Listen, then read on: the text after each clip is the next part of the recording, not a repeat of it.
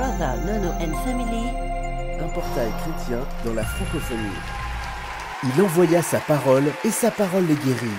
Suivez cet enseignement avec Nomak Mouzembe, visionnaire du ministère d'adoration Mourir dans sa présence France. Il est aussi prédicateur, coach, motivateur et worship leader. Bien-aimés dans le Seigneur, bonsoir. Je suis particulièrement dans la joie de vous retrouver à nouveau. Après 7 jours, nous avions été ensemble le dimanche dernier. Nous avons partagé sur un thème merveilleux, Dieu, David et les géants. Et la dernière fois, nous avons connu une certaine coupure, mais nous croyons qu'aujourd'hui, le Seigneur nous fera grâce. Vous nous avez fait confiance. Aujourd'hui, vous nous permettez à nouveau d'entrer dans votre maison et de partager ensemble cette portion d'écriture. Alors, nous vous disons merci, merci infiniment pour la confiance que vous nous faites. Que le Seigneur vous regarde favorablement. Nous voulons continuer sur cette même lancée, mais avant tout, nous voulons dire merci à Dieu. Nous voulons lui dire combien il est merveilleux. En attendant que d'autres amis nous rejoignent, pourquoi pas lui chanter un cantique en ce moment avant d'entamer ces écritures, afin que le Saint-Esprit nous ouvre l'esprit et l'intelligence, afin que nous puissions accepter sa parole, que sa parole puisse nous guérir, puisse nous sauver et nous délivrer. Prions ensemble pendant un court moment. Garde un moment de silence. Alléluia. Garde un moment de calme. Tu es merveilleux. Tu es merveilleux, Seigneur. Tu es merveilleux. Tu peux t'asseoir. Tu peux Qui est comme toi? te mettre à genoux. Qui est semblable à toi? On va aller dans la Mon âme douceur. te bénit. Bénis ces instants que nous voulons passer dans ta présence. Conduis chacun de nous, Seigneur. Ouvre-nous l'intelligence et la sagesse. Alléluia. Que là où nous avons été faibles, tu nous renforces à nouveau. Si nous avons manqué certaines connaissances dans un domaine, tu nous le donnes, Seigneur, car nous en avons besoin. Qui est comme toi sur toute la terre? Amour, bonté infinie, valeur. Écoute. Ici rien ne peut me satisfaire. Jésus, Jésus, ton amour seul me désaltère. Si vous connaissez ce cantique, chantons ensemble ce merveilleux Qui est comme cantique. toi Sur toute la terre, amour, bonté infinie, valeur. Si rien ne peut me satisfaire, Jésus, ton amour seul me désaltère. Vas-y, maintenant, c'est ton tour. Chante tout seul. Alléluia. Qui est comme toi sous toute la terre? Amour, bonté infinie, valeur. Si rien ne peut, Si rien ne peut me satisfaire, Jésus, ton amour. Seigneur, nous voulons te dire, ta présence vaut mieux que tout. Ta présence vaut mieux que tout, Seigneur. Nous voulons ces instants partager ta parole avec nos amis qui sont en train de nous suivre. Permets que ta parole puisse nous pénétrer. Cher Saint-Esprit, permets que ta parole puisse nous corriger, puisse nous aider à avancer. Enseigne-nous ces choses afin que nous puissions ne plus être dans l'ignorance. Alléluia. Bonté infinie, valeur. Ici rien ne peut me satisfaire. Jésus, oh, Jésus, ton amour seul me désaltère. Oh, ta présence, c'est le ciel pour moi. Ta présence, oh, ta présence est le ciel pour moi. Ta présence est le ciel pour moi. Ta présence est le ciel pour moi. Ce moment, nous voulons partager ta parole. Conduis-nous par ton esprit. Conduis-nous par ta sagesse. Utilise ma bouche. Mais Seigneur, que tout ce qui sortira de ma bouche provienne de toi. Enseigne-nous ces choses. Nous avons besoin de connaître ta pensée. Conduis chacun de nous qui va se connecter, même après. Seigneur, que cette personne, cette sœur, ce frère qui va suivre ces enseignements puisse trouver les réponses à toutes ces questions, Seigneur. Chantons encore ce cantique ensemble avant d'écouter cette parole. Amour, bonté, amour, bonté, infinie valeur. Ici rien ne peut me satisfaire. Jésus, ton amour seul me désaltère. Alléluia. Alléluia. Qui est comme toi? Qui est semblable à toi? Alléluia. Amour, bonté, infinie valeur. Infinie valeur. Ici rien ne peut. Oh, ne peut me satisfaire. Ici rien ne peut nous satisfaire, bien-aimé. Jésus, son amour est plus grand. Son amour est merveilleux. Oh, oh, ta présence est le ciel pour moi. Oui, ta présence est le ciel pour chacun de nous.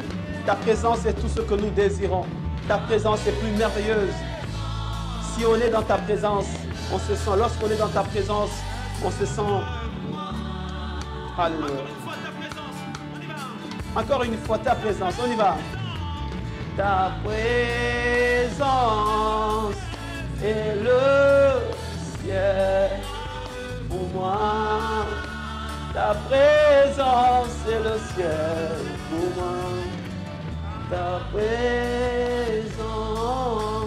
est le ciel pour moi. Alléluia. Alléluia. Gloire à Dieu. Bienvenue à vous tous qui nous rejoignez. Bienvenue à chacun de vous. Nous voulons partager justement sur ce thème, Dieu, David et les géants. Nous avons commencé depuis dimanche dernier. Là, nous allons continuer, car il y a une portion d'écriture, il y a une portion, il y a une part à chacun de nous que Dieu aimerait que nous puissions avoir. Que son nom soit béni. Si vous avez l'occasion, partagez déjà cette vidéo sur votre mur, afin que d'autres puissent avoir l'opportunité d'en bénéficier, afin qu'ensemble nous puissions accéder à ces richesses qui se trouvent dans sa parole. Seigneur, merci pour ce moment. Conduis chacun de nous. Alléluia. Conduis chacun de nous. Merci pour la victoire à la croix. Merci pour la victoire. Merci, merci. Conduis-nous. En ton nom, nous avons ainsi prié. À toi l'honneur, à toi la gloire. Amen. Que le Seigneur vous bénisse. Est-ce que chacun de nous peut dire shalom, bonjour et amen? Alléluia. Gloire à ton Saint-Nom. Merci, merci. Si vous avez l'opportunité, alors dites-nous, vous nous suivez de quel pays, de quelle ville. Ça nous fera énormément de joie de voir que nous avons des bien-aimés de si loin qui nous suivent, de Kinshasa, peut-être d'ailleurs, de Brazzaville, de Côte d'Ivoire ou du Sénégal ou du Nangadef, peut-être aussi des Antilles et de la Martinique. Nous serons ravis de vous savoir en train de nous suivre. Et si tel est le cas, mentionnez votre ville, mentionnez votre pays, afin qu'ensemble nous puissions continuer à rester ensemble et à partager cette portion d'écriture. Dieu, David et les géants, un thème merveilleux. Nous avions vu ensemble que chacun de nous sera confronté à des géants personnels, des géants dans chaque promesse. Et nous avions essayé de commencer à décortiquer cela. Nous nous sommes basés sur la vie de David et Goliath, ainsi que les enfants d'Israël, l'intervention de David dans ce grand combat qui a eu lieu à l'époque entre les Philistins et les Israélites. Aujourd'hui, nous prendrons un point essentiel que nous allons maintenant décortiquer ensemble tout au long de ces dimanches qui vont suivre. Nous allons avancer pas à pas, car j'ai estimé qu'il y avait encore beaucoup de choses à dire là-dessus et que nous ne pouvons pas passer ainsi. Nous avons eu une coupure lors de notre diffusion en direct et nous n'avons pas pu ensemble terminer ce chapitre. Donc nous allons reprendre aujourd'hui, nous allons plutôt continuer aujourd'hui avec ce premier tiré. Il y a des géants dans chaque promesse. Nous nous sommes dit qu'il y avait des promesses que il y a des promesses que Dieu nous a faites. Dieu nous a donné des promesses, mais à chaque promesse, nous voyons qu'il y a des géants qui s'invitent dans ces promesses. Il y a des géants qui sont liés à ces promesses. Nous avons vu dans Nombre chapitre 13, le verset 1 à 14, où Dieu est en train de promettre aux enfants d'Israël Canaan, et ils sont partis en exploration. Et effectivement, c'était un pays où coule le lait et le miel, mais nous avons aussi vu que dans ces pays où coule le lait et le miel, il y a des fils d'Anak, les Anakim, ces géants, voyez, ces ancêtres de Goliath qui avaient, comment dirais-je, ils étaient assez grands de taille, ils mesuraient à peu près 3 mètres, 3 mètres et demi pour certains. Donc ce sont des géants qui sont nés de l'union qui a eu lieu entre les fils de Dieu et les filles des hommes. Donc nous avons vu tout cela. Et donc nous sommes dit que chaque fois que Dieu fait une promesse, nous devons nous rassurer qu'il y aura toujours des géants qui seront derrière ces promesses, qui seront liés à ces promesses pour nous faire douter de ces promesses, pour nous combattre, n'est-ce pas, pour nous faire abandonner ce projet, cette promesse, nous faire rater ces promesses et remettre en cause ce que Dieu nous a dit. Chaque promesse que Dieu nous fait, l'ennemi s'invite dans ses promesses afin de nous dérouter de ce que Dieu a réellement dit. Nous avons vu ensemble ici que lorsque Dieu a parlé à Adam et Ève en leur donnant des instructions, Satan revient pour mettre toujours le doute dans ce que Dieu a dit. Satan est en train de dire à Ève, est-ce que l'Éternel a réellement dit ? Est-ce que l'Éternel a réellement dit? Lorsque vous recevez des promesses, vous allez voir aussi que le diable va s'inviter pour te faire douter, vous faire douter de ce que Dieu vous a dit. Dieu vous a fait des promesses extraordinaires. D'ailleurs, avec amour, il le fait parce que c'est un Dieu merveilleux. Mais vous aurez toujours une petite voix, une petite pensée qui viendra vous dire, est-ce que vous êtes sûr que ce que Dieu vous a dit, il est capable de le réaliser? Est-ce que vous êtes sûr que vous pouvez faire ce que Dieu vous a dit? Nous avons vu aussi en même temps que lorsque Jésus-Christ est sorti des eaux et qu'une voix s'est fait entendre du haut des cieux, et que le Saint-Esprit est descendu sur lui sous forme de colombe, la voix a dit ceci, celui-ci est mon fils bien-aimé en qui j'ai mis toute mon affection. Il a dit c'est mon fils bien-aimé. Et lorsque Jésus s'est rendu dans le désert pour pouvoir être tenté, justement, le diable a commencé par lui poser la première question à lui de ce que lui aussi le diable avait entendu. Il avait entendu quand Dieu avait dit celui-ci est mon fils bien-aimé. Le diable lui pose la question, si tu es réellement le Fils de Dieu. Nous avons vu que le diable est en train de mettre le « si » qui est interrogatif. Il essaie de mettre le doute là-dedans en disant est-ce que tu penses vraiment que tu es le Fils de Dieu? Si vraiment tu es le Fils de Dieu. Donc lorsqu'on fait des promesses sur notre vie, lorsque le Seigneur dit des choses sur notre vie, l'ennemi n'est pas très très loin pour pouvoir nous faire douter, pour poser des 6 interrogatoires, j'allais dire, qui nous ramène à commencer à penser que moi, vraiment, je vais y arriver. Est-ce que le Seigneur vous a fait des promesses, bien-aimés? Est-ce que dans votre vie, vous avez eu des promesses? Dieu a promis quelque chose. Effectivement, c'est sûr que Dieu a promis à chacun de nous des choses merveilleuses. Rassurez-vous, il y aura des géants qui vont se lever pour justement vous faire douter de ce que Dieu vous a dit. Alors, ce n'est pas que Dieu place les géants dans les promesses en même temps. Ce n'est pas un Dieu qui te promet quelque chose et met l'anguille sous roche. Non. Dieu te fait la promesse, il est capable de le réaliser. Mais l'ennemi, comme il n'est pas d'accord avec toi, comme l'ennemi veut te combattre, c'est ainsi que l'ennemi va s'inviter dans ce que Dieu t'a dit. Rassurez-vous que l'ennemi ne vient pas pour vous caresser dans le sens du poil. L'ennemi ne vient pas pour vos beaux yeux. L'ennemi ne vient pas pour vous saluer simplement, n'est-ce pas? Ce n'est pas Dieu qui promet en mettant un géant à côté. Non. Dieu fait une promesse, c'est tout. Et vous devez attendre que Dieu puisse le réaliser. Mais dans l'entretemps, il y a l'ennemi qui vient pour justement nous faire douter. Le géant, lorsqu'il s'invite dans vos promesses, lorsqu'il vient pour vous faire douter, il ne vient pas pour passer des vacances avec vous. Le diable n'a pas le temps de passer des vacances avec vous. La Bible dit que nous n'ignorons pas ses desseins. C'est Paul qui est en train de le dire dans l'épître, dans son épître ou dans sa lettre aux Corinthiens, 2 Corinthiens chapitre 2, le verset 11. Il dit ceci, afin de ne pas laisser à Satan l'avantage sur nous, car nous n'ignorons pas ses desseins. Est-ce que vous ignorez les desseins de l'ennemi? Est-ce que vous ignorez les desseins des géants qui s'invitent dans vos promesses? Bien-aimés, les desseins ou la leitmotiv ou la pensée première de l'ennemi n'est pas cachée. L'ennemi ne nous cache pas sa pensée. Sa pensée, nous la connaissons. La Bible dit, le voleur ne vient que pour voler, détruire et dérober. Il a dévoilé son plan à l'avance. Lorsque l'ennemi, le géant, vient dans votre vie dans votre vie après qu'on vous ait fait une promesse, ce n'est pas dans le but de manger une glace avec vous. Ce n'est pas dans le but d'être votre compagnon. Mais par contre, c'est pour voler, détruire et dérober. Et il veut vraiment vous faire du mal. Il veut vraiment vous faire douter. Il a commencé à le faire sans que tu ne le saches peut-être. L'ennemi a déjà commencé à te faire douter depuis un certain temps, à te bouger de là où tu es pour te faire douter de ce que Dieu a dit. Et d'ailleurs, sa meilleure arme est toujours le camouflage. Vous savez, le camouflage lui permet d'être là sans que vous ne sachiez. C'est-à-dire que l'ennemi est là, mais il se cache. C'est l'une des meilleures armes que l'ennemi possède, c'est justement faire en sorte que vous ne sachiez pas qu'il est là. Vous ne sachiez pas que c'est lui qui vous parle. Vous ne sachiez pas que c'est lui qui est derrière ses pensées. Maintenant, la plus grande bataille se joue au niveau des pensées. Donc, il insuffle dans votre tête, dans votre esprit, des pensées négatives, des pensées douteuses, afin de vous faire abandonner ce que Dieu a dit sur vous. Donc, face à un géant dont les intentions sont connues, qu'est-ce qu'il faut faire?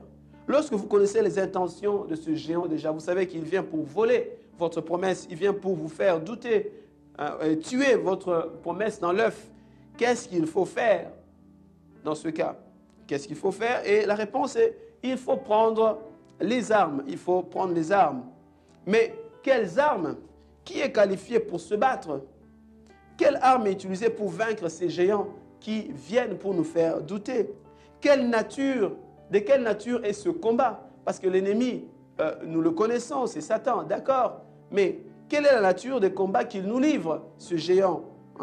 Et comment utiliser les armes en question si nous les avons? Premièrement, nous allons commencer par dire qui est qualifié à pouvoir se battre, à être dans ce combat. Qui peut combattre l'ennemi? Parce que tout le monde n'arrive pas à battre l'ennemi. Ce n'est pas tout le monde qui est qualifié dans ce combat. Vous savez, lorsqu'on veut faire un recrutement dans l'armée, il y a des tests par lesquels on passe pour pouvoir être admis. Il y a des tests d'aptitude physique et tout cela. Même quand on veut devenir pilote ou même quand on veut faire partie des astronautes qui vont aller visiter la Lune, il y a toujours des tests. Donc, pour être qualifié aussi à être un combattant, quelqu'un qui va combattre l'ennemi pour qu'il ne touche pas à vos promesses, il y a des qualificatifs requis pour cela. Et ne peut être qualifié pour combattre l'ennemi seulement celui qui est né de nouveau. C'est lui qui a donné sa vie à Jésus. C'est lui qui l'a accepté comme Seigneur et Sauveur. Car la nature du combat que nous avons avec les géants n'est pas d'ordre physique. Notre ennemi n'est pas physique, notre ennemi est spirituel. Notre ennemi, c'est un esprit, n'est-ce pas? Donc la nature de combat que nous allons mener, elle n'est pas d'ordre physique, elle est d'ordre spirituel. Donc tu ne peux pas combattre l'ennemi si tu n'as pas donné ta vie à Jésus. Le premier qualificatif pour celui qui doit combattre, qui doit s'opposer à l'ennemi, ça doit être une personne qui a donné sa vie à Jésus. C'est lui qui marche de nouveauté, en nouveauté de vie. Se convertir, c'est une bonne chose, mais si tu ne marches pas en nouveauté de vie, tu n'es pas qualifié pour te présenter dans ce combat parce que tu seras terrassé. C'est lui qui a donné sa vie à Christ et dont les choses anciennes sont passées et dont le témoignage atteste que celui-ci est désormais fils de Dieu. Il faut qu'il y ait un avant et un après. Tu as donné ta vie à Jésus, d'accord, mais lorsqu'on te regarde, lorsqu'on regarde ta vie, elle ne diffère en rien de celle que tu étais avant. Ça veut dire que tu ne t'es pas encore converti. Lorsque nous sommes en Christ, la Bible dit, les choses anciennes doivent passer et toutes choses doivent devenir nouvelles. Tu as le même langage, tu as le même comportement, tu t'habilles de la même façon. Qu'est-ce qui prouve que tu es réellement converti? Tu n'es pas qualifié pour entrer dans ce combat et l'ennemi va continuer à voler ce qui est à toi. 1 Jean 1, 12 dit ceci, « Mais à tous ceux qui l'ont reçu, à ceux qui croient en son nom, elle a donné le pouvoir de devenir enfant de Dieu. Car en devenant enfant de Dieu, tu as l'héritage et la part, le package qu'il faut pour pouvoir vaincre l'ennemi. » Ça veut dire, lorsque tu acceptes Jésus comme Seigneur et Sauveur, tu obtiens un premier pouvoir qui te permet d'être appelé enfant de Dieu. Et donc, tu rentres dans cette grande famille dans laquelle, en acceptant Christ, tu reçois en même temps un package. C'est-à-dire, Jésus te donne aussi l'autorité de pouvoir vaincre l'ennemi. Tu ne peux pas avoir l'autorité, les galons, j'allais dire, même la tenue qu'il faut, si tu n'es pas né de nouveau. Parce que c'est quand tu es né de nouveau que tu reçois l'autorité. Tu reçois en même temps, comme Jésus-Christ, l'autorité, car nous devenons héritier de Dieu et co-héritier avec Christ. C'est que Christ a hérité. Vous savez, Jésus a dit que tout pouvoir m'a été donné. Et en même temps, puisque nous sommes aussi des héritiers de Dieu, nous recevons cette autorité et ce pouvoir afin de vaincre aussi l'ennemi. Donc, premier qualificatif pour celui qui veut battre l'ennemi, tu dois être un converti, un tu dois être né de nouveau, n'est-ce pas? Tu dois être né de nouveau et marcher en nouveauté de vie, que les gens constatent réellement, et toi-même tu dois aussi constater que les choses anciennes sont passées et toutes choses sont devenues nouvelles. Après avoir plutôt reçu le pouvoir de devenir enfant de Dieu, il nous donne donc le pouvoir de marcher sur nos géants. C'est après avoir accepté Christ comme Seigneur et Sauveur, après avoir marché en nouveauté de vie, que là nous recevons maintenant le pouvoir de marcher sur le scorpion, de marcher sur les serpents. Parce que quand vous lisez ce passage, on parle des scorpions au pluriel, on parle des serpents au pluriel. Les géants sont nombreux. Et il nous faut un power, il nous faut un pouvoir, il nous faut le power pour pouvoir marcher sur les plans de l'ennemi. Ça, c'était le premier point. Ceux qui sont qualifiés, ceux qui doivent combattre, ceux qui peuvent combattre, sont ceux qui ont donné leur vie à Jésus. Alors, deuxièmement, quelles sont les armes à utiliser pour combattre nos géants, le géant qui s'élève contre les promesses que Dieu nous a faites? Quelles sont les armes que nous devons utiliser? Parce que lorsque nous parlons de combat, nous connaissons l'ennemi, mais il faut savoir quelle arme il utilise, qu'est-ce que nous utilisons comme arme. Il ne faudrait pas que nous puissions être en disproportion par rapport aux armes que l'ennemi utilise. Déjà, nous savons que le combat que nous menons, ce n'est pas un combat physique, c'est un combat spirituel, allais-je dire. Donc, ce n'est pas un combat de corps à corps, c'est un combat spirituel. Voilà pourquoi il nous faut aussi acquérir des armes spirituelles. Donc, lorsque nous lisons Éphésiens chapitre 6, le verset 11, on nous dit ceci. « Revêtez-vous de toutes les armes de Dieu afin de pouvoir tenir ferme contre les ruses du diable. Car nous n'avons pas à lutter contre la chair et les sangs, mais contre les dominations, contre les autorités, contre les princes de ce monde de ténèbres, contre les esprits méchants dans les lieux célestes. » Regardez ce qui est écrit là-dessus.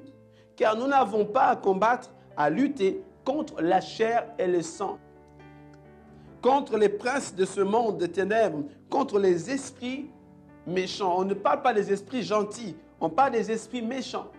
Les esprits qui ont pour caractéristique la méchanceté. Lorsque l'ennemi et les géants viennent dans ta vie, ils ne viennent pas pour s'asseoir avec toi et manger une crème glacée. Ils ne viennent pas pour aller en fête avec toi ou pour aller en vacances avec toi. Non. On parle des esprits méchants. C'est leur particularité. C'est pourquoi, le verset 13, prenez toutes les armes de Dieu. Pas un seul, pas deux armes, toutes les armes. Donc, il y en a beaucoup. Il y a beaucoup des armes qu'il nous faut prendre afin de pouvoir résister dans les mauvais jours et tenir ferme après avoir tout surmonté. Lorsque vous surmontez tout, vous devez continuer à tenir ferme. Le combat donc est spirituel, elle n'est pas charnelle. Donc, tu ne peux pas être un homme charnel et combattre un être spirituel. Tu ne peux pas marcher dans la vie de la chair, n'est-ce pas? La chair et le sang, et combattre les géants, les méchants, les principautés, le diable, les géants, l'ennemi, alors que lui, il est spirituel. Vous ne pouvez pas. Vous allez être battus, justement. Et lorsque nous lisons 2 Corinthiens chapitre 10, le verset 3, les armes avec lesquelles nous combattons ne sont pas charnelles. C'est une bonne précision.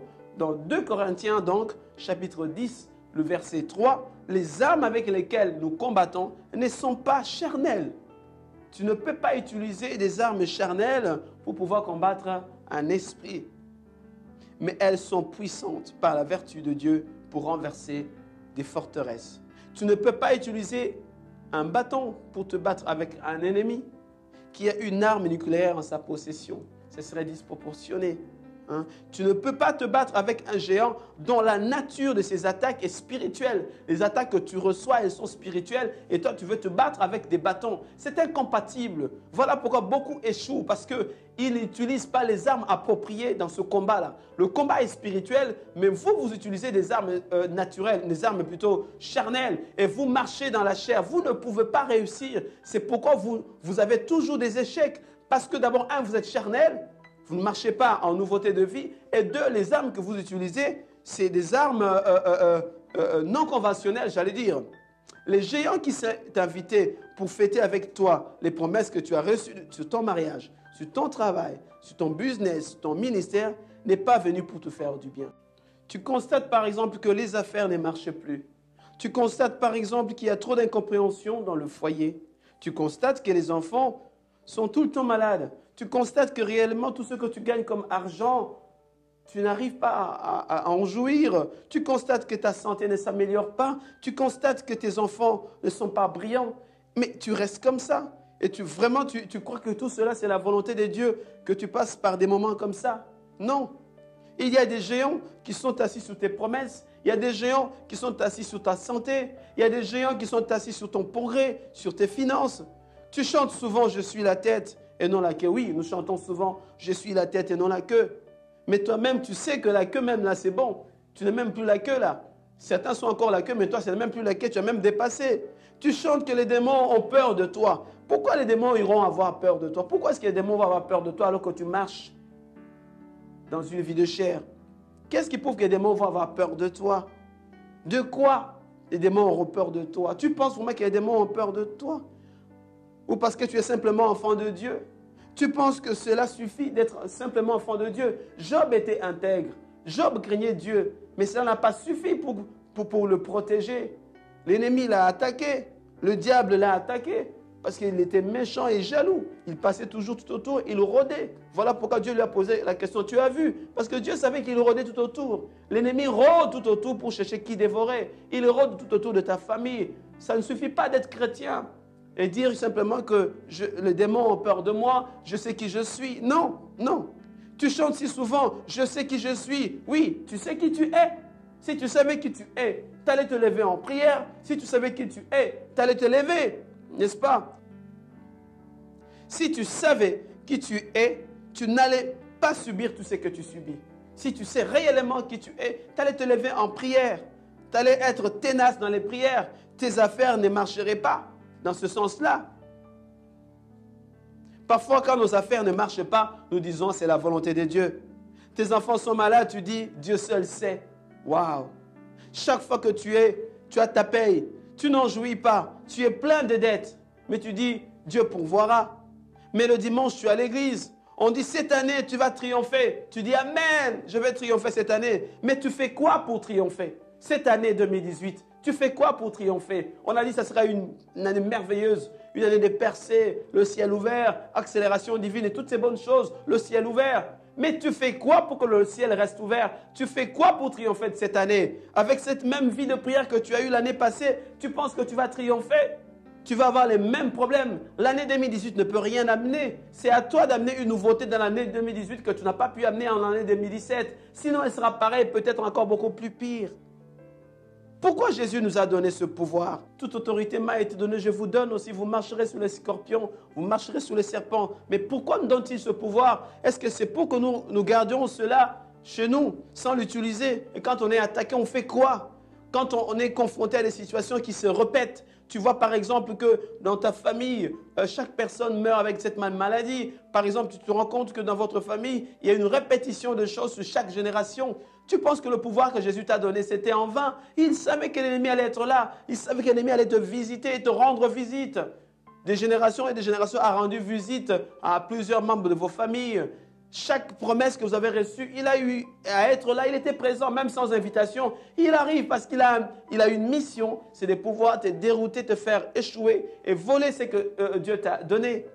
Voyez? Donc si Dieu nous donne le pouvoir, c'est pour combattre. Pourquoi tu ne combats pas? Tu vas à l'église chaque dimanche, tu rentres, mais tu pleures, tu as toujours la même situation qui est compliquée.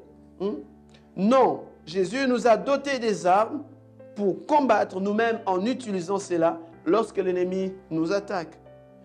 Luc dit, lisons Luc chapitre 10, le verset 19. « Je vous ai donné le pouvoir de marcher sur les serpents au pluriel et les scorpions, sur toute la puissance de l'ennemi et rien ne pourra vous nuire. » C'est à nous de marcher. Il dit, je vous ai donné le pouvoir de marcher. Mais pourquoi vous êtes debout? Marchez. Allez-y, combattre. Tu ne peux pas être un gagnant s'il n'y a pas eu de combat. Tu ne peux pas être un vainqueur s'il n'y a pas eu de combat. Et s'il y a de combat, donc il y a un ennemi. S'il y a un ennemi, donc il y a des armes à utiliser. Et l'ennemi qui s'avoue vainqueur, c'est l'ennemi plutôt qui a échoué, reviendra encore. Rien ne pourra vous nuire. Donc, c'est pour dire que si vous combattez, rien ne pourra vous nuire. Mais si vous ne combattez pas, l'ennemi va vous nuire. Et rien ne pourra vous nuire si vous marchez. Mais si tu ne marches pas, l'ennemi va te nuire. Donc si aujourd'hui, tu arrives à voir des situations, tes promesses, tout ce que Dieu a dit sur toi, ta famille a des situations compliquées, c'est que l'ennemi est en train de te nuire parce que tu n'as pas marché sur lui. L'ennemi est là pour que nous marchions sur lui avec les armes que Dieu nous a données. Tu dois prendre les armes, car le combat n'est pas charnel, mais spirituel. Le combat n'est pas charnel, mais le combat est spirituel. Tu as eu des promesses comme quoi tu vas enfanter, peut-être. Dieu t'a déjà répondu, mais c'est là, ça fait plus de 18 ans que tu attends la réponse. Quelquefois, nous avons des personnes dans la vie qui attendent depuis plusieurs années les promesses que Dieu leur a faites. Vous aurez un enfant, tu vas avoir un tel poste, tu auras un tel travail, tu vas aller à tel endroit, mais cela tarde. Oui, c'est vrai, la promesse, quand elle tarde, il faut l'attendre. Il ne faut pas changer de position, mais il faut l'attendre comment? En quoi faisant? Qu'est-ce qu'on fait quand on attend une promesse? On croise les bras? N'est-ce pas? Non. Ton patron au travail te fait des misères, te mène la vie dure, mais tu t'en prends sur lui physiquement. La Bible dit que nous ne combattons pas contre la chair et le sang. Les enfants deviennent impossibles à gérer. La Bible le dit. Ce n'est pas contre la chair et le sang. Tu peux peut-être ton business est tout le temps en ballottage. Ce n'est pas contre la chair et le sang, mais c'est contre les principautés, les esprits méchants, pas les esprits gentils. Nous ne combattons pas donc contre la chair et le sang. Ne te chamaille pas avec les gens quand tu te rends compte qu'ils sont à la base de certaines histoires qui se passent dans ta vie. Prends plutôt les armes qu'il faut. Prends plutôt les armes qu'il faut. Lève-toi et prends les armes. Troisièmement, mais quelle arme prendre? Quelles sont ces armes qu'il faut prendre alors? Parce que nous parlons du combat, nous connaissons l'ennemi, nous connaissons sa pensée, nous connaissons son objectif, mais quelles sont ces armes que nous devons prendre avec nous? Le premier et l'unique, et d'ailleurs l'efficace, il y a d'autres armes qui viendront après, mais l'arme la plus solide, je peux dire même qui ressemble un petit peu à la bombe atomique, c'est la prière. C'est l'arme la plus puissante. Mais avant d'envoyer ces genres de missiles, la prière, il faut connaître la position géospirituelle de l'ennemi. Tu ne peux pas prendre la prière et commencer à parler comme ça. Tu ne peux pas envoyer, tu ne peux pas commencer à prier comme en battant l'air, hein, n'est-ce pas? Il faut connaître la position géospirituelle de ton ennemi. Il faut un équipement approprié, une tenue de combat. Vous lirez quelque part, revêtez l'armure, le casque du salut, hein, les chaussures, les ceintures. Il faut avoir une tenue appropriée. On ne part pas en combat sans vêtements. Il faut partir avec un équipement approprié. Il faut connaître les tactiques à employer.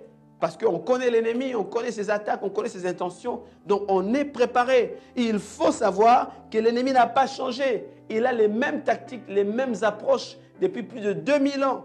Ce qu'il faisait si bien, pourquoi va-t-il le changer aujourd'hui? Il a réussi dans les ruses, dans les mensonges, dans le système de camouflage. Ça lui a réussi toutes ces années. Il a vraiment bien employé depuis des siècles. Pourquoi va-t-il aller changer ça aujourd'hui? Vous savez que les gens disent que Jésus n'a pas changé et qu'il est le même hier, aujourd'hui et éternellement. D'accord? Mais le diable aussi n'a pas changé. Il est le même hier, aujourd'hui, mais pas éternellement.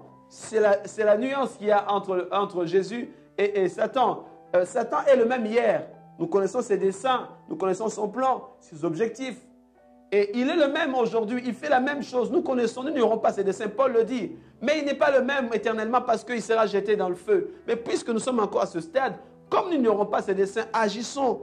Il faut savoir qu'il a de l'expérience et un CV dans la matière. Nos géants ont des CV. Nos géants ont de l'expérience dans la matière parce qu'ils sont plus âgés que nous. Je disais un peu plus haut que l'ennemi est plus âgé que nous. L'ennemi se bat depuis toujours. L'ennemi, c'est un combattant, un vaillant. Lorsque vous regardez Goliath, Saül est en train de lui dire, Goliath, c'est un guerrier, c'est un combattant, c'est un soldat dès sa jeunesse. Ça veut dire que l'ennemi que nous avons en face de nous, le géant que nous avons, c'est des géants qui ont des tactiques, qui ont commencé à se battre depuis très longtemps, qui ont engagé des guerres un peu partout depuis très longtemps. Tu es né de nouveau aujourd'hui, mais tu penses vraiment que sans armes spirituelles dotées par le Seigneur, tu vas arriver à vaincre l'ennemi avec ta vie zigzaguée comme ça? Non, Tu ne peux pas avoir une vie en zigzag et penser vaincre un ennemi qui a des talents et de l'excellence et qui a des tactiques et qui a pu convaincre un tiers des anges de le suivre. Toi, tu vas arriver à te battre avec lui, avec ta vie qui n'est pas en ordre. Il faut aussi retenir qu'il a déjà été vaincu. Et le pouvoir qu'il avait pris à Adam dans les jardins, c'est lui de dominer sur la terre, parce que Adam, il a reçu l'ordre de pouvoir dominer sur la terre entière. Ce pouvoir, il a dû le céder à l'ennemi après qu'il ait accepté le mensonge qui lui a été proposé en passant par Ève. Donc, ce pouvoir lui a été arraché par Jésus-Christ et il les a dépouillés, il les a livrés en spectacle. Lorsque nous lisons cela dans Colossiens, chapitre 2, verset 14, dit ceci: il a dépouillé les dominations et les autorités et il les a livrés publiquement en spectacle. Il les a dépouillés de quoi? De ce qu'ils avaient comme pouvoir. Et quand il a récupéré cette autorité, la Bible dit, il a dépouillé les dénominations des autorités en triomphant d'elles par la croix. Il a repris au diable le pouvoir qu'il avait pris à l'homme. C'est lui qui lui permettait de garder des milliers de gens sous son joug. Cela lui a été arraché par l'œuvre de la croix. Jésus a triomphé d'elle par l'œuvre de la croix. Jésus nous a donné ce pouvoir parce qu'il savait que nous serions combattus. Il est venu, il a fait le travail qu'il fallait, il a fait le boulot qu'il fallait faire. En va de partir, il n'a pas voulu nous laisser comme ça. Il a dit, je vous donne ce pouvoir.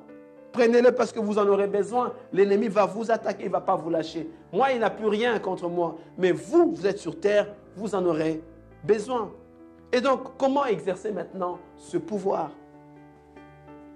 Comment exercer ce pouvoir? C'est par la prière que nous exerçons ce pouvoir. En déclarant, en arrêtant, en interdisant, en dépouillant. C'est par la prière. Mais comment? En dépouillant nous aussi l'ennemi, en lui interdisant, n'est-ce pas? Et en faisant des déclarations précises et nettes. Pas des prières de 3 minutes, 3 minutes. Tu ne te bats pas contre quelqu'un qui est en face de toi. Tu te bats contre quelqu'un qui a de l'expérience. Tu te bats contre une entité ou des entités, des principautés, des esprits méchants qui ont de l'expérience. Tu ne peux pas prier pendant 5 minutes, 3 minutes et dire que j'ai combattu. Comment tu peux combattre en 3 minutes et penser que tu es vainqueur? Non, tu as échoué. Lisons Luc chapitre 10, le verset 19. Je vous ai donné le pouvoir de marcher sur les serpents. On nous a donné le pouvoir de marcher. C'est à nous d'aller vers. Par la prière, non pas en disant « Seigneur, toi-même tu sais ». Non. « Seigneur, toi-même combat pour moi ». Non. Jésus ne combat pas pour moi comme ça. Il nous a donné le pouvoir pour que nous puissions combattre. Nous lever en prière pour nos familles. Nous lever en prière pour nos situations, pour nos finances, pour la santé et toutes ces choses. Seigneur, que ta volonté soit faite. Nous disons souvent cela pendant que nous sommes combattus. Tu ne peux pas dire ça. Il t'a donné le pouvoir. Voilà pourquoi beaucoup des enfants ayant eu beaucoup de promesses, mais dans toutes ces promesses, ça tarde. Ça n'arrive pas à l'accomplissement parce que simplement tu n'es pas en prière, tu n'es pas à la brèche. Nous verrons ça plus tard. C'est un combat. Nous avons déjà des armes. Nous connaissons les intentions de notre adversaire. Nous connaissons sa ténacité. Mais nous connaissons aussi qu'il a déjà été vaincu. Nous dirons ceci. C'est un combat dont nous avons déjà été dotés des armes appropriées. C'est un combat dont nous connaissons les intentions de notre adversaire. C'est un combat dont nous connaissons même la ténacité, la nature de ce combat, un combat spirituel et non charnel. Donc il nous faut vivre en nouveauté de vie, en homme spirituel. Mais aussi, nous connaissons qu'il a déjà été vaincu à la croix de Golgotha et que le pouvoir nous a été donné. Lisons ensemble dans le livre de Daniel, le chapitre 10, le verset 13. C'est un récit merveilleux qui nous démontre comment les géants sont là pour empêcher à ce que nous puissions accéder aux promesses que Dieu nous a faites. Tu te mets à prier, tu demandes quelque chose à Dieu et les géants sont là pour pouvoir empêcher à ce que tu puisses avoir ce que tu as demandé à Dieu. Lorsque nous lisons Daniel chapitre 10, verset 13, lorsque nous voyons ce qui s'est passé, il se fait qu'à la 3e année du règne de Cyrus, Cyrus le roi de Perse, Daniel a reçu une parole de la part de Dieu par rapport à ce qui allait arriver. Dieu lui a dit qu'il y aura une calamité qui va arriver. Pendant la 3e année du règne du roi de Perse, Cyrus, Dieu a donné une parole précise. Peut-être Dieu t'a donné une parole précise sur ta famille, de choses qui vont t'arriver. C'était le cas avec Daniel. Et Daniel n'a pas ignoré cela. Lorsqu'on dit que je te vois, par exemple, qu'un homme de Dieu peut te dire, je vois que tu as un combat chez toi dans la famille. Dieu me dit, il faut que tu te lèves pour combattre. Pourquoi tu ne combats pas? Ici, nous voyons que Daniel s'est levé immédiatement, tout de suite. Il est entré en jeûne et prière. Dieu lui a dit que l'ennemi, il y a une période où il y aura une calamité dans ce pays, en Perse, dont le roi était en troisième année. Sa troisième année, c'était Cyrus. Quand vous recevez le message de la part de Dieu, que faites-vous? Que faites-vous quand on vous recevez le message? Non, je vois que ton fils est attaqué ou sera attaqué, ou je vois dans 2-3 ans telle maladie qui va arriver. Que faites-vous? Mettez-vous en jeûne, mettez-vous à prier. Faites comme Daniel. Daniel prit 3 semaines de jeûne, au bout desquelles il eut une vision céleste précisément. Il a commencé à prier pendant 3 semaines. 3 semaines. Et un ange vient pour lui rapporter la réponse. Dès le premier jour, il s'est mis à prier, la réponse est arrivée. Si tu ne te mets pas en prière, la réponse ne viendra pas. Dès qu'il s'est mis à prier, Dieu a envoyé la réponse. Il a envoyé un ange messager. Écoutez ce que l'ange lui dit. Il me dit, Daniel, ne crains rien, car dès les premiers jours où tu as eu à cœur de comprendre et de t'humilier devant ton Dieu, donc dès les premiers jours où tu as commencé à prier, Daniel, tes paroles ont été entendues. Et c'est à cause de tes paroles que je viens. Arrêtons-nous un moment. Il est dit là, dès le premier jour où tu as commencé à prier, et c'est écrit, tu t'es humilié devant Dieu. Donc, même la prière, c'est une humilité, c'est une forme d'humilité. Il s'est humilié pour prier pour ce pays dans lequel il était. On a annoncé qu'il y aurait une calamité et Daniel s'est mis à prier. Dès le premier jour, même dès les premiers instants, Dieu a répondu déjà. Tu es en train de prier pour une situation particulière, mais Dieu a déjà répondu dès le premier jour. Dès le premier jour, Dieu a répondu. Mais tu n'as pas encore vu cela. Ce n'est pas encore arrivé, ça fait peut-être 2 semaines ou 3 semaines. Dieu a déjà répondu, mais toi, tu ne vois toujours pas cela. La suite. Et c'est à cause de tes paroles que je viens. Ça, c'est l'ange messager qui dit. Le chef du royaume de Perse m'a résisté. Verset 21. Le chef du royaume de Perse m'a résisté. Mais voici Michaël, l'un des principaux chefs, est venu à mon secours et je suis demeuré là auprès du roi de Perse. Ça, c'est l'ange messager qui vient après 21 jours dire à Daniel ce qui s'est passé réellement. Il dit, dès le premier jour, tu as commencé à prier. L'Éternel m'a envoyé pour te donner la réponse, pour te dire ce qu'il faut faire. Mais j'ai été retenu par le prince de Perse pendant 21 jours. La prière de Daniel a été à l'origine d'une bataille dans le ciel.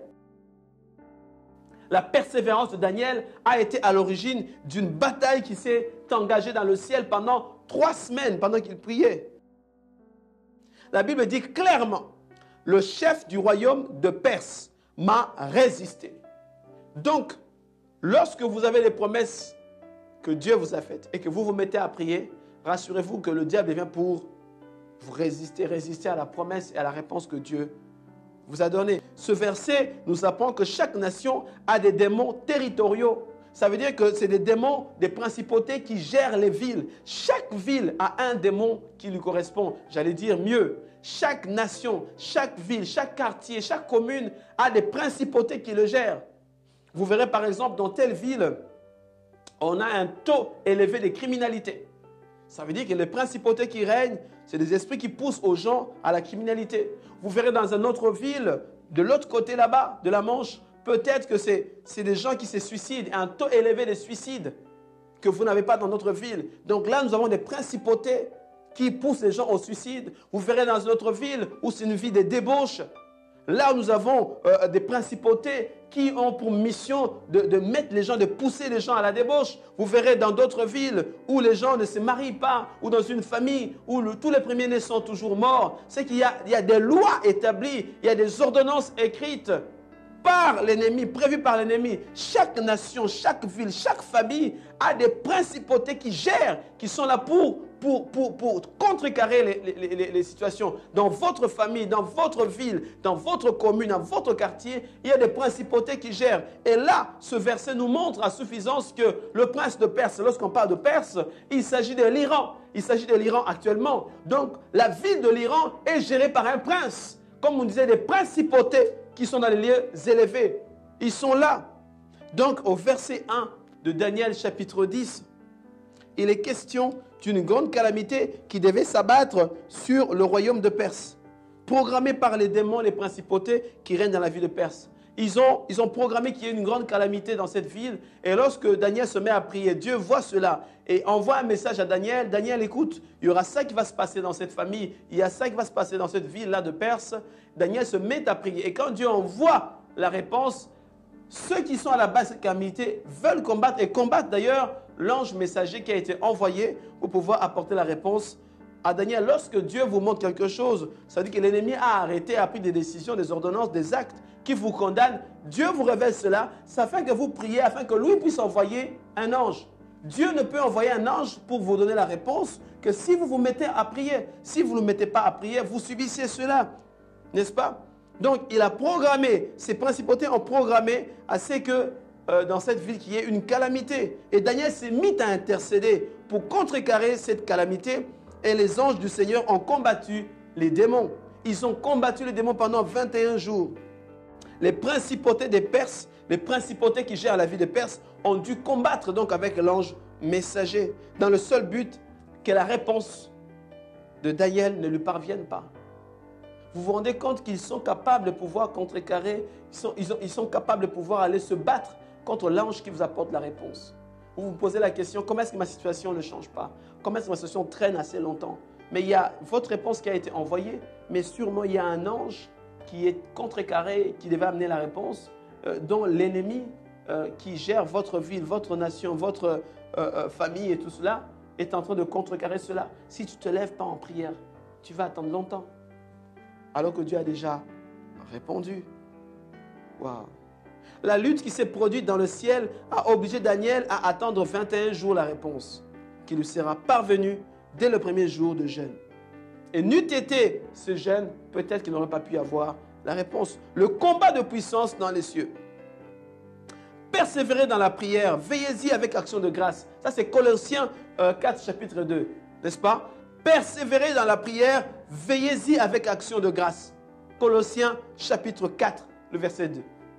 Persévérer. La persévérance dans la prière est indispensable si nous voulons nous assurer de la victoire. La persévérance dans la prière est indispensable si nous voulons voir notre requête exaucée. Tu veux que ta requête soit exaucée? Tu veux voir de tes propres yeux ce que tu as demandé à Dieu? Persévère dans la prière. Fais comme Daniel. Les géants qui sont levés contre votre promesse sont en train de combattre votre ange. L'ange qui devait envoyer le message est combattu. Et il a besoin, pour avoir du renfort, il a besoin de votre temps de prière avec ténacité. Ne priez pas une fois. Priez jusqu'à ce que les ossements arrivent. Il vous faut un acharnement dans la prière. Acharnez-vous dans la prière jusqu'à ce que la réponse arrive. Vous avez une situation compliquée, la santé est difficile, les finances s'en vont tout le temps. Ne priez pas une seule fois, un moment. Non. Priez autant que vous pouvez. Ne lâchez pas. Parce que l'ennemi ne lâche pas. On l'a vu quand il a tenté Jésus, il n'a pas fait une seule fois. Il a tenté une deuxième fois, une troisième fois. Et si tu le résistes, il finira par fuir très loin. Donc pareil pour toi aussi. Continue à prier jusqu'à ce que l'ennemi lâche et que la réponse t'arrive. Même quand le sommeil vous retient du lit, sortez du lit même en rampant. Sortez du lit même en titubant. Parce que prier la nuit, c'est très difficile. Prier la nuit, c'est compliqué. La chair vous retient dans le lit. Et c'est à ce moment-là que le sommeil devient fantastique. Vous avez l'impression d'être porté dans un berceau. C'est au moment où vous voulez prier que le lit commence à s'accommoder pour être un peu mieux pour vous. Mais levez-vous, même en rampant, même en titubant, levez-vous en prière. La chair est incorrigible, il faut l'assujettir, il faut le corriger, il faut le maintenir dans une ambiance où l'esprit est en train de vouloir vous mener. Car la prière est la clé qui ouvre toutes les portes seulement quand on persévère. Tu peux prier une fois, mais si tu ne persévères pas, les portes ne s'ouvriront pas. Waouh! L'ange Michaël. Il a appelé l'ange Michaël en renfort suite à tes prières, suite à ce moment de jeûne que Daniel avait entrepris. Daniel ne savait même pas que sa réponse était exaucée le même jour. Il a persévéré. Tu penses que ta réponse a été donnée déjà? Persévère, même si tu ne vois rien. Continue, ne lâche pas. L'ange Michaël, vous savez, c'est celui qui a précipité Satan. C'est celui qui a précipité le diable. Nous voyons cela dans Apocalypse chapitre 12, verset 7. Il eut une guerre dans le ciel. Michaël et ses anges combattirent contre le dragon. Et le dragon et ses anges combattirent aussi. Mais ils ne furent pas les plus forts. Et leur place ne fut plus trouvée dans le ciel. Et il fut précipité, le grand dragon, le serpent ancien, appelé le diable et Satan. C'est lui qui séduit toute la terre sans exception. Il fut précipité sur la terre et ses anges furent précipités avec lui. C'est lui qui a fait cela, c'est l'ange Michaël. Et donc l'ange messager a dû appeler au secours à Michaël. Michaël, est-ce que tu peux venir? Parce que je ne peux pas moi-même combattre, je ne peux pas résister. S'il y a eu une guerre dans le ciel, comment n'y aura-t-il pas de guerre dans ton foyer? S'il y a eu des combats dans le ciel, s'il y a eu une bataille dans le ciel, penses-tu que chez toi, il n'y aura pas de guerre? Penses-tu que tes promesses vont arriver comme ça sans qu'il y ait combat? Oui, on t'a promis Canaan, le lait, le miel. Tu penses que tu l'auras facilement comme ça? Ce que Dieu t'a promis est vrai. Mais si lui, il a provoqué la guerre dans le ciel, tu ne penses pas qu'il va provoquer la guerre chez toi aussi? Dans ton foyer, dans ta santé? S'il y a eu une guerre dans le ciel, comment ta santé ne sera pas-elle attaquée? S'il y a eu guerre dans le ciel, comment tes finances ne seront-ils pas attaquées? S'il y a eu guerre dans le ciel, pourquoi le diable te laissera-t-il tranquille? Il n'a pas laissé les anges tranquilles. L'ange qui a amené le message à Daniel à l'époque, pourquoi va-t-il laisser ton ange amener la réponse facilement comme ça? S'il y a eu guerre dans le ciel, comment tes enfants ne seront-ils pas en danger? Nos enfants sont en danger. Notre travail est en danger. Notre église est en danger. S'il y a eu guerre dans le ciel, comment tes promesses ne seront-ils pas en danger, bien-aimés? Tout ce que Dieu nous a promis est en danger. Il a provoqué une guerre dans le ciel. Comment ne provoquera-t-il pas de guerre sur la terre? On parle d'une guerre. On ne parle pas de 2-3 jours. Non. On ne parle pas de quelqu'un qui est sorti avec une arme qui a tiré comme ça et puis c'est fini. Non. On parle d'une guerre. Vous connaissez la guerre au vrai sens du mot. Il a provoqué la guerre dans le ciel. Il a provoqué la guerre dans le ciel. Comment ne créera-t-il pas des guerres dans nos nations? Nous voyons nos nations dans les guerres. Nous voyons des peuples se battre les uns contre les autres. Vous pensez que c'est l'œuvre de qui? C'est l'œuvre du diable. Il est rusé. C'est un meurtrier dès le commencement, le menteur. Il n'a que ça à faire. Et donc cet incident nous donne un aperçu des batailles qui se livrent en notre faveur dans les lieux célestes lorsque nous nous mettons à prier, lorsque nous persévérons dans la prière. Remarquez que Dieu avait déjà répondu à Daniel, mais que la réponse fut retardée pendant 21 jours. Ta réponse a été retardée pendant combien d'années? Ta réponse a été retardée pendant combien de semaines? Combien de mois? Mets-toi en prière pour permettre à ce que l'ange messager apporte la réponse rapidement. Si les principautés l'en ont empêché, l'ange Michaël viendra. Lisons encore le verset 20 de Daniel 10. Il me dit, sais-tu pourquoi je suis venu vers toi? Ça, c'est l'ange messager qui est venu 21 jours après. Il dit, sais-tu pourquoi je suis venu vers toi maintenant? Je m'en retourne pour combattre le chef de la Perse. Waouh! Il s'en retourne pour combattre le chef de Perse. Il me dit, sais-tu pourquoi je suis venu vers toi maintenant?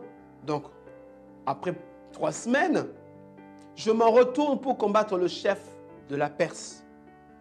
Et quand je partirai, voici le chef des Javans viendra. Waouh! Le chef des Javans va revenir aussi. Et ça, c'est l'ange qui annonce. Il a déjà vu que le principauté de Javan va venir encore pour combattre. Et Javan, ce pays antique, correspond exactement à la Grèce antique. la Grèce, Macédoine et tout ça. Donc, il parlait des principautés qui sont dans la ville, qui gèrent la ville de Grèce, qui vont s'inviter dans ce combat. Des puissants démons sont assignés à chaque nation, bien-aimée. Des puissants principautés, des esprits méchants sont supposés gérer des vies, des nations, pour s'opposer aux forces de Dieu et aux anges de Dieu. Et ils ont besoin que nous puissions prier, que nous puissions persévérer. Des démons territoriaux, ils sont soudés entre eux pour pouvoir remporter des victoires. Ceci prouve à suffisance que nous avons des entités qui sont contre les projets de Dieu dans nos vies. Il y a des principautés qui sont contre les promesses que Dieu t'a faites.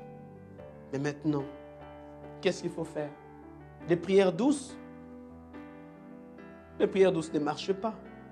Des prières intellectuelles? Des prières intellectuelles ne marchent plus. Les prières professionnelles, avec une très bonne tenue comme ça là, non, ça ne marche pas. Ça ne marche pas. Nous ne combattons pas contre les esprits qui ont notre âge. Nous combattons contre des entités qui ont plus de 2000 ans d'existence et qui ont l'expérience dans ces choses. Pourquoi devons-nous faire des prières de douceur? Pourquoi devons-nous faire des prières de complaisance? Pourquoi des prières qui ne sont pas d'ordre acharné? Des prières de tendresse à l'égard de celui qui a pour objectif nous tuer, nous voler, nous égorger et nous détruire. La Bible dit, nous n'ignorons pas ses desseins. Paul dit, nous connaissons ses motifs. Nous connaissons ses objectifs plutôt, allais-je dire. Depuis l'époque de Jean-Baptiste, le royaume des cieux devient forcé. Ce sont les violents, pas les doux, pas les gentils. Ce sont les violents qui s'en emparent. Si vous êtes doux, vous n'êtes pas approprié. Si vous êtes gentil, ce n'est pas pour vous ça. On dit, ce sont les violents qui s'en emparent. Des violents dans la prière, précis dans la prière, forts dans la prière, ténaces dans la prière. N'est-ce pas?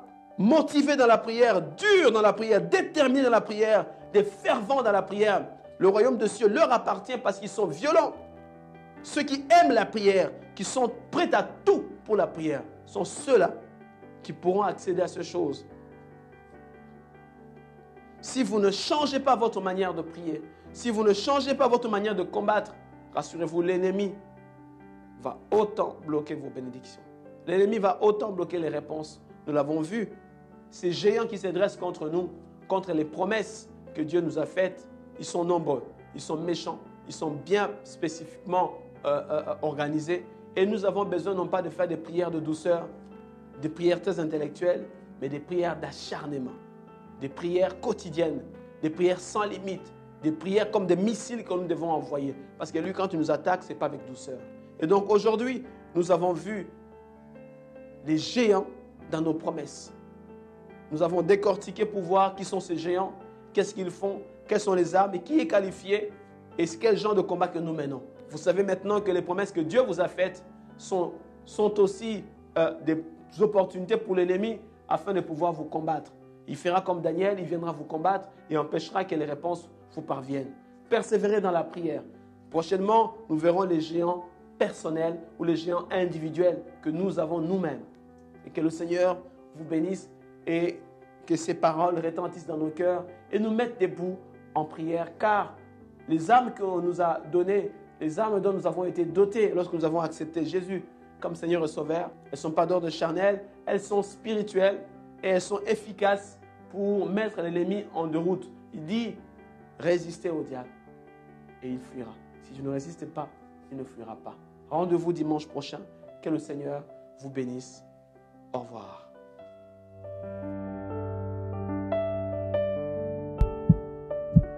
Des nations, des peuples, des communautés rassemblées autour d'un seul nom. Le nom de celui devant qui tout genou fléchit, le nom de Jésus-Christ. Des âmes assoiffées de sa présence qui ne demandent qu'à être enivrées de lui. Des peuples, de toutes tribus et de toutes langues, de toutes nations, prêts à mourir dans sa présence pour ressusciter dans ses bras.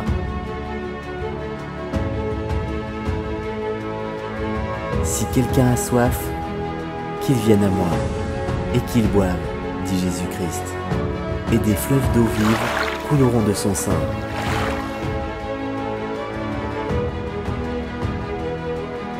Mourir pour porter du fruit. Mourir pour révéler Christ. Mourir pour mûrir. Oui, mourir, c'est s'offrir, s'effacer, se dissoudre dans sa présence, disparaître, pour que lui seul apparaisse. La seule façon de ressusciter, c'est de mourir. La seule façon de porter du fruit, c'est de mourir.